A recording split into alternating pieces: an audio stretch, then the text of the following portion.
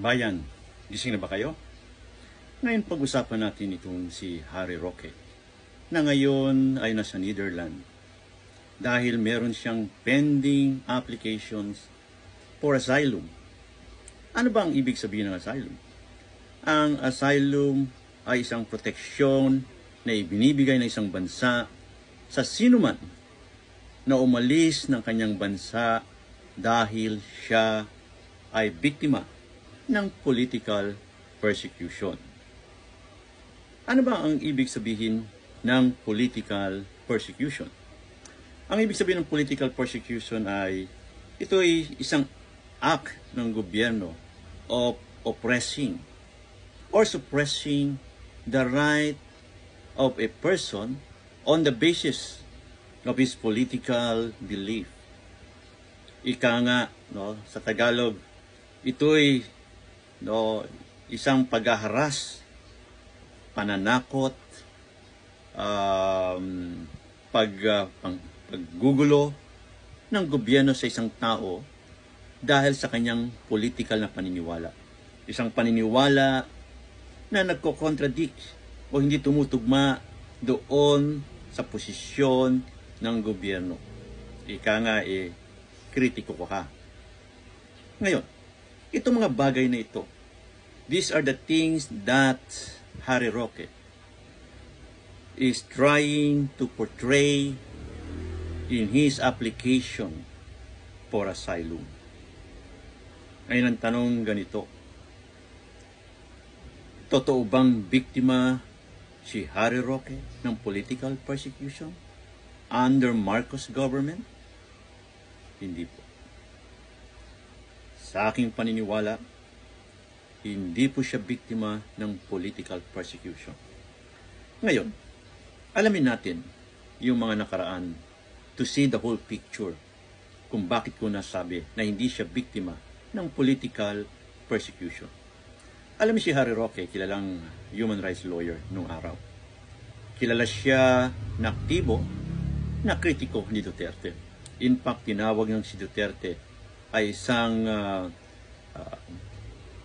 isang professed mass murderer na hindi dapat iboto na maging presidente.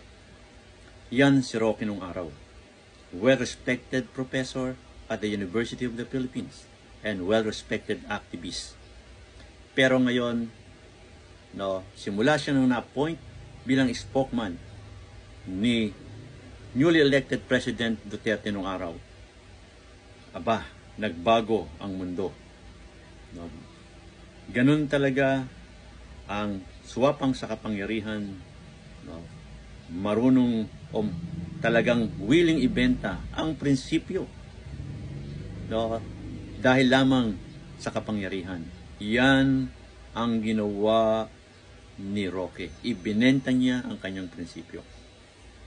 Ngayon balik tayo doon sa issue na may basihan ba yung kanyang application for asylum dahil biktima siya ng political persecution.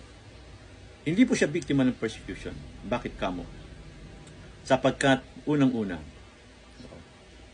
meron siyang kaso ng human trafficking. Is a criminal offense. Bakit kamo na siya ay kinasuhan ng human trafficking ng gobyerno? Sapagkat siya ay na-involved doon sa Pogo operation. Ang Pogo ay pinagbabawal sa China. Ipinagbabawal sa ibang bansa sapagkat ito ay nagdadala ng iba't ibang mga illegal activities. Pero sa Pilipinas, sa panahon ni Duterte, under Duterte's leadership, he allowed the operations of Pogo in the country. And it turned out that it brought a lot of myriad social ills to our society, such as human trafficking, illegal scamming, tortures, murder, kidnappings, prostitutions, and among others. You see? Unfortunately, when our PNP law enforcers raided Pogo, a big Pogo operations in Pampanga, in Porac, Pampanga, they discovered certain document. And that document bear the name of Harry Roque. So, na pinakita doon, no? Lumalabas na si Harry Roque ay abogado pala ng Whirlwind Corporation at South Lucky 99.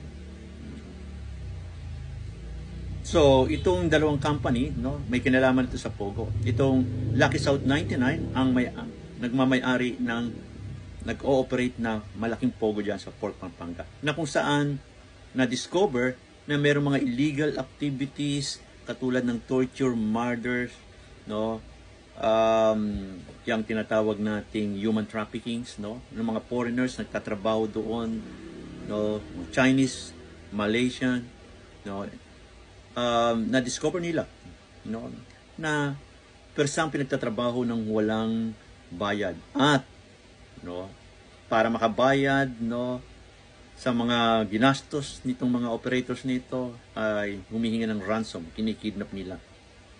Ngayon, dahil sa lumalabas na si Roque ay may kinalaman dito sa mga corporation, pinatawag siya ng Quadcom Committee.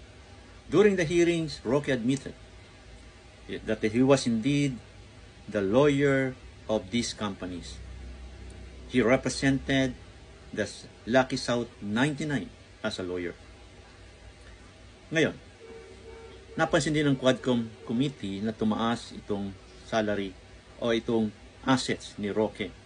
That's why they decided, no, to ask him to submit other documents para makita nila kung merong ngang kinalaman itong pagtaas ng asset ni Roque doon sa mga illegal activities ng Pogo.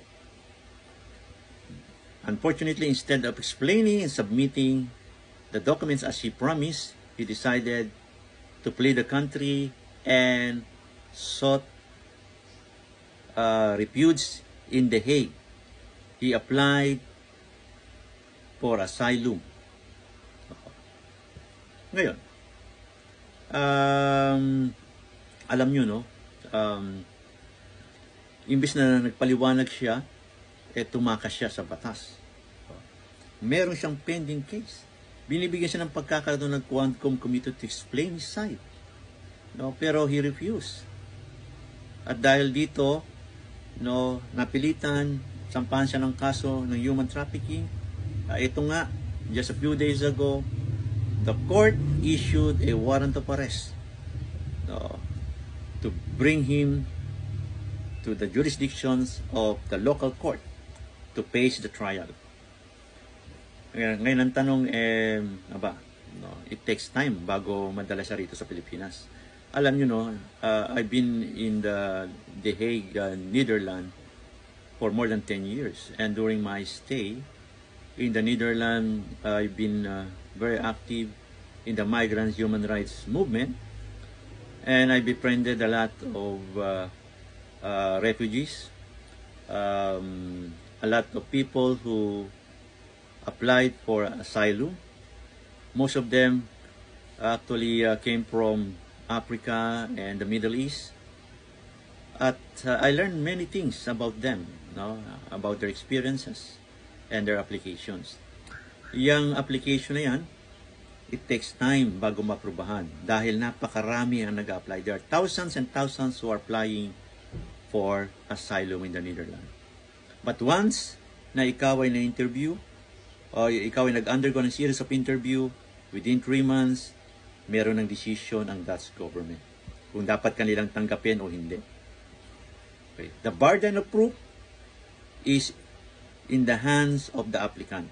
Patunayan ng applicant na siya nga ay victim ng political persecution. But I believe si Roque was not a victim of political persecution, and therefore his applications will be denied. Salamat.